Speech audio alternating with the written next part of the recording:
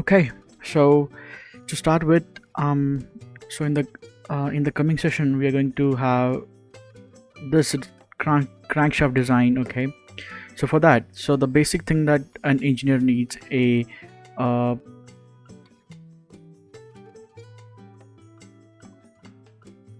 a draft sheet, right, of this particular design, right? So what we're gonna do, we're gonna just create a draft sheet that looks exactly like this one, which I designed it earlier only. So okay, let's see. So it got all the no, like all the dimensions which are required, but in this one, let's just see the how it actually begins. Okay, from here, so it's a part design right now, so we'll go for start, and here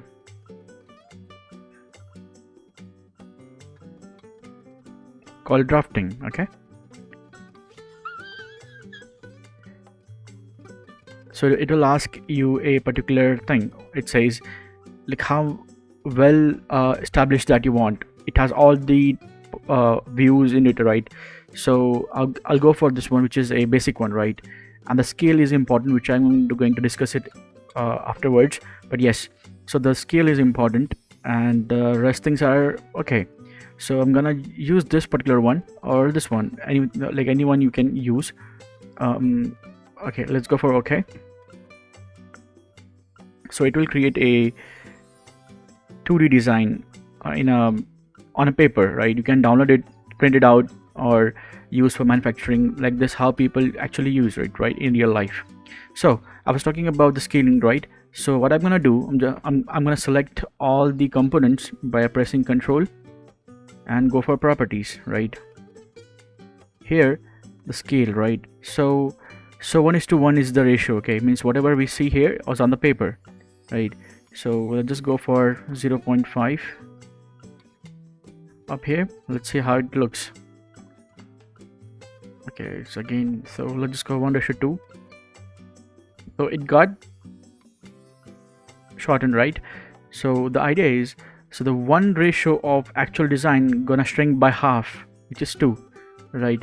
And it will be on a paper. So we're gonna use this one, go for apply, and let's just bring the parts closer to each other like this.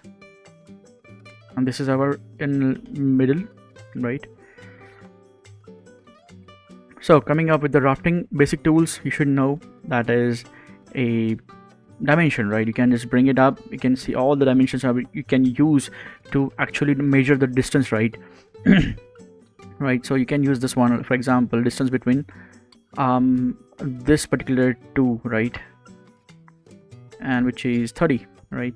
So similarly, just go for every bit of it from here and there, right? And if you can see up here in my design up here, I have listed out all this particular things which are required, right? So like this one. So yeah, we can take a look, right? I'm gonna provide this draft sheet in the next video session. Okay, so yeah, and the most important thing which I can see up here is the accuracy, which is good one. By this we can get to know that which is actually what actual dimension is there, right? And there are two ways to find it. One is this way, another is this way. For example, I got this this partisan, right, and there are a few dimensions which are not listed out or cannot be listed in the draft sheet. So what we're gonna do, we're just gonna like give a I'll just give an example. Okay, so there's a tool called measure item, okay, or there's one tool also called measure between. So these are the two are important. Okay, so let's just see how it goes. So I'm gonna measure a distance from this particular surface to this particular thing, right? So hold on. So yeah, we can see it gives the surface area, right? Along with that, I'll just go for again. Let's see the surface to this particular one. Okay, and it says 0.92. And let's see the definition from measure between, from this to this is 35 mm. Okay, so you can see the distance is 35 mm. Okay, So like that means it gives a distance, okay, which are complex, right, which cannot be determined by this. So yeah, you can get the idea right from here. Like this is 41.99, right? And yeah, like this. And there's one more which I can recall is this one. Hold on. Is the measure between in fan mode, right? So this is again a good one. But yeah, you can have also this look as well when like this, from this to particular this surface, right? And there's one more, like this particular line to this one, right?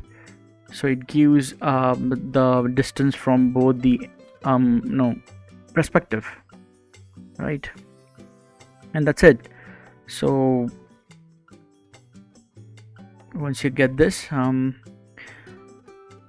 right, now coming to the next point is this one, designing this one, like in a paper. On the paper we need a live photo as well, where it shows exactly how it looks like when the final design is complete, right? So in this one, I'm gonna show you how to get that thing up here, right? So coming up here, let's see, there's an option called isometric view. Okay, if you don't find this thing up here, just go for it up here. You can find this in the tools there. Okay, so go for isometric view, come back here in the part design. Okay, and it's coming up, wait, oh yeah, this one, right? So if I want this design to be look like this in my draft sheet, right, so I'm just gonna click on this, it will gonna appear up here, right?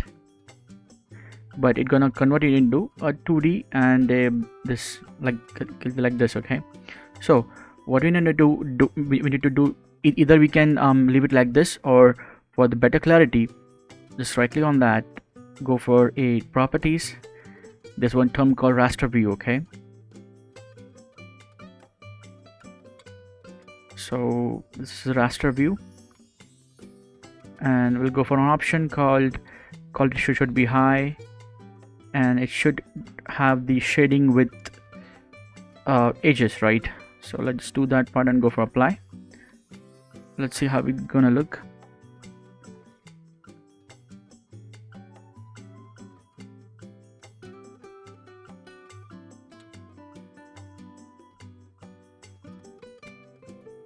Okay, it's done. So once it's done, go for apply, and okay, so you got the part design which looks exactly when manufactured or in the real time. Okay, so yeah, this is how it is done. Plus I'm gonna provide this draft sheet, okay, if you want. Okay, it's in the description link, you can download it from there. For the next round or for the next video, I'm going to design it in the CATIA V5 itself. So stay tuned, and for that, now being said, thank you for watching.